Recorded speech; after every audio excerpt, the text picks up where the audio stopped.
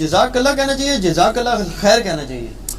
دیکھیں جی، ترمذی میں ایک حدیث ہے کہ نبی صلی اللہ علیہ وآلہ وسلم نے فرمایا صحیح سند سے کہ جو شخص مخلوق کا شکر ادا نہیں کرتا وہ اللہ کا شکر ادا نہیں کرتا۔ تو جب بھی آپ کے ساتھ کوئی نیکی کا معاملہ کرے آپ اسے جزاک اللہ کہا کریں۔ یہ کاف کش والا باریک ہے اور ہاں پہ وقف ہوگا۔ ترمذی میں ایک ضعیف روایت ہے کہ تم جب کسی کا شکر ادا کرو تو اچھے الفاظ میں تمہارا شکر شمار ہوگا اگر تم کہو جزاک اللہ خیرا، لیکن روایت کمزور ہے۔ بخاری میں موجود ہے کہ سیدہ عائشہ کو ایک صحابی نے آگے کہا تھا جزاک اللہ خیرا، وہ مونس کے لیے جزاک اللہ آئے گا۔ ایک صحابی نے دوسرے صحابی کو کہا جزاک اللہ خیرا۔ سب سے بہتر الفاظ یہی ہے، لیکن صرف جزاک اللہ بھی کوئی بول دے تو جائز ہے۔ جزاک اللہ کا مطلب ہے اللہ تمہیں اس کا بدلہ دے۔ جب آپ کو نے سخت گرمیوں میں افطاری کے بعد مجھے ٹھنڈا پانی پلایا اور میں نے آپ کو کہا جزاک اللہ، اور آپ کہیں نہیں اس نے مجھے بدوا دی ہے، پتہ نہیں اس نے خیر والا جزاک اللہ کہا یا بد والا، تو کتنی بخت زیادتی ہے۔ قرآن میں تو ہے گمان سے بچو، گمان اکثر گناہ ہے۔ ظاہر جزاک اللہ قرآن میں بھی اللہ تعالیٰ اللہ ان کو جزا دے گا۔ جزا مطلب ہے اچھا بدلہ، برا بدلہ بھی جزا ہی ہوتا ہے، لیکن جب میں دل سے دعا کروں تو آپ اس کو خوشگمانی رکھیں۔ بعض لوگ بولتے ہیں جزاک اللہ، بعض کہتے ہیں جزاک اللہ خیر۔ یہ لفظ اس طرح ہے، جزاک اللہ ہے یا جزاک اللہ خیرا ہے۔ یہ لفظ ہے خیرن، را الف دو زبر رن تنوین، وقف ہوگا تو کیا بنے گا خیرا، اور جمع کا صیغہ ہوگا تو جزاکم اللہ خیرا، را الف زبر را، جیسے آتا نا وَرَأَيْتَ النَّاسَ يَدْخُلُونَ فِي دِينِ اللَّهِ أَفْوَاجًا، لفظ افواجن، افواجا، جیم الف زبر جا بن جائے گا۔ تو یہ اہل حدیث، بعض اہل حدیث نے سلفی جو ہیں انہوں نے یہ فتنہ اٹھایا ہے، ان کو آپ جزاک اللہ کہہ دینا تو وہ لگتا ہے آپ نے ان کو گالی دے دیا، کہتا ہے نہیں نہیں یہ تو آپ نے غلط کہا، آپ جزاک اللہ خیر کہیں۔ جزاک اللہ خیر بھی غلط ہے، جزاک اللہ خیرا ہے، جزاک اللہ خیر نہیں ہے۔ اچھا علی بھائی، ایک میں اس میں بھی آپ سے ضمن پوچھ رہا ہوں، پچھلے دنوں مجھے بھی کسی نے ایس ایم ایس کیا کہ سعودی عرب کے مفتی اعظم کا فتویٰ نا شاید ابن باز سے یا موجودہ کوئی ہیں، اب ایسی چھوٹی چھوٹی باتیں ہیں وہ اس پہ اتنا رائی کا پہاڑ بناتے ہیں۔ ان سے سوال ہوا جی جمعہ جو ہے، جمعہ کی مبارک دینا، عید کی مبارک دینا جائز؟ میں کہا بدعت ہے، ثابت نہیں۔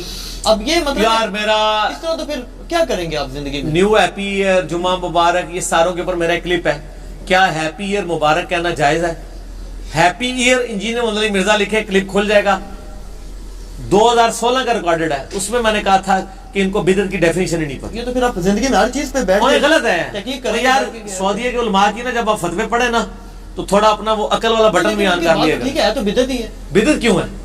مطلب ہے آپ سے اور سر نہیں نا سر، بدعت جب آپ لفظ بدعت بولیں گے نا تو نبی علیہ السلام کی ٹرم میں بدعت جو ہے وہ نٹوریس ورڈ ہے۔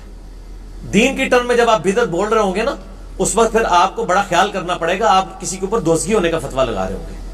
آپ کے میں لغت کے معنوں میں بات کر رہا ہوں، وہ اور چیز ہوتی ہے۔ اچھا، آگے ایک سوال آیا جی کہ میری 2 بیٹیاں ہیں، ساس کہتی ہیں کہ فلاں دوائی لے لو تو بیٹا ہو جائے گا، کیا بیٹے کے لیے ایسا کرنا صحیح ہے؟ اس میں ایک اور چیز ایڈ کروں کہ وظائف بھی بتائے جاتے ہیں، وہ بھی شامل کر لیں۔ پہلی بات یہ میرے بھائی، یہ ہمارے سب کانٹیننٹ کا بہت بڑا ایشو ہے۔ آج تک کسی ساس نے اپنی بہو کو یہ نہیں کہا کہ بیٹا یہ دوائی لے اور وظیفہ لے تاکہ تیری بیٹی پیدا ہو، کیونکہ نبی علیہ السلام کی بھی بیٹی تھی بڑی، تو میری خواہش ہے کہ تیری بھی بیٹی پیدا ہو۔ اس طرح دی کوئی عقل مند ساس دیکھی جائے؟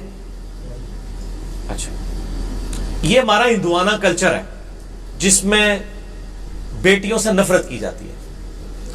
آج سے 15 سال پہلے کے فگر ہے کہ انڈیا میں روزانہ 3000 پریگنینسی ضائع ہوتی ہیں جب آئیڈینٹیفائی ہو جائیں کہ یہ بچی ہیں۔ اسی لیے اس وقت انڈیا میں 1 سے 1.5 کروڑ عورتیں مردوں سے زیادہ ہو چکی ہیں۔ مرد جو ہے نا وہ عورتوں سے زیادہ ہو چکے ہیں، کیونکہ وہ بچیاں ضائع کرا دیتے ہیں۔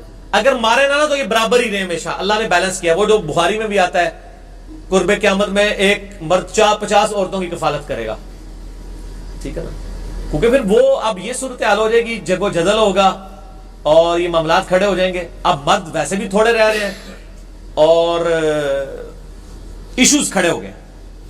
اب کئی مرد جو ہیں وہ جب عورتیں کم پڑ دیں گی تو مردوں کے لیے عورتیں اویلیبل نہیں ہوں گی، اور جب جنگوں میں مرد مریں گے تو عورتوں کا ایشو بن جائے گا. یہ دونوں طرف ایشوز رہتے ہیں. اللہ تعالیٰ بیلنس کراتا ہے, اس بیلنس کو ہم جنگوں کی شکل میں خراب کرتے ہیں یا پریگننسی ضائع کرنے کی.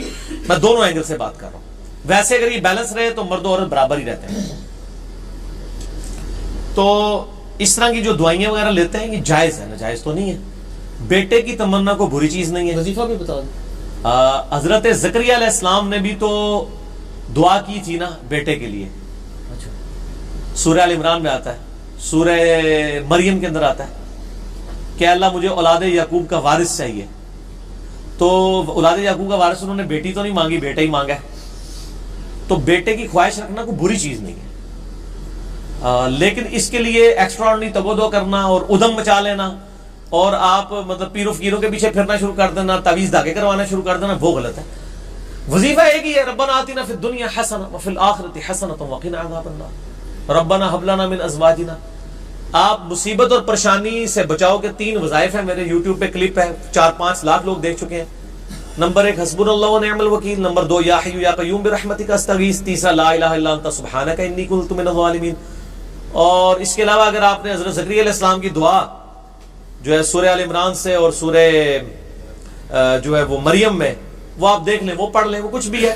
باقی اللہ نے اپنی مرضی کرنی ہے. سورہ شورا میں اللہ جسے چاہتا ہے بیٹے دیتا ہے, جسے چاہتا ہے بیٹیاں دیتا ہے, جسے چاہتا ہے دونوں دیتا ہے, جس کو چاہتا ہے بے اولاد رکھتا ہے. نبی علیہ السلام کی اپنی آلموسٹ صرف حضرت خدیجہ کی اولاد تھی نا, یا ماریہ قبطیہ سے ابراہیم پیدا, باقی وہ ساری بیویاں آپ کی بے اولاد تھی, نہ بچہ نہ بچی. تو بہرحال اس کو اتنا پرابلم بنا لینا, اس کے پیچھے مصیبت کھڑی کر دینا, وہ لادہ ہے. باقی اس کی خواہش رکھنا اور دعائی علاج کرنا وہ جائز ہے, اس کو کوئی ناجائز نہیں کہتا. لیکن مطلب یہ دونوں ایکسٹریم رویے ہیں, ان سے بچنا